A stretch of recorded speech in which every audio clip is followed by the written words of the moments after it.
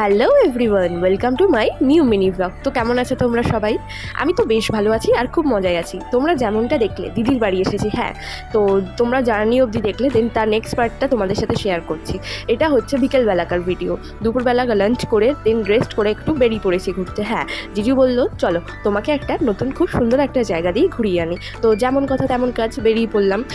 তোমাদের জায়গাটা কেমন লাগছে অবশ্যই কিন্তু কমেন্টে জানিও। আমার তো বেশ ভালো লাগছে, চারিদিকে পুরো সবুজ, ঠান্ডা ঠান্ডা হাওয়া দিচ্ছিল, বেশ ভালোই লাগছিল কিন্তু। আর এত সবুজ চারিদিকে দেখে তো মনে হচ্ছে চোখের শান্তি।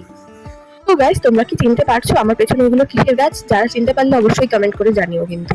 তো এই যে জায়গাটা বেশ ভালো লাগছিল। ও না, তোমাদেরকে বলেই দিই আমার পেছনে কিসের গাছ এগুলো। এটা হচ্ছে পাট ক্ষেত, পাট শাকের গাছ। তো বেশ ভালো লাগছিল কিন্তু গাইস জায়গাটা। আমার তো খুব ভালো লেগেছে জায়গাটায় এসে, আর অনেক ছবি তুলেছি আর রিলসও বানিয়েছি। তো জিজু বললো তোমাকে একটু ভিডিও শ্যুট করে দিই, তুমি দিক দিয়ে হেঁটে আসো আর জায়গাটা দেখাও। তো সেরকমই যেমন কথা তেমন কাজ। তো ঘুরে দেখালাম তোমাদের জায়গাটা। এখানে একটা পুকুর ছিল, পুকুরটা মানে চাষের জন্যই আর কি পুকুরটা করা হয়েছিল।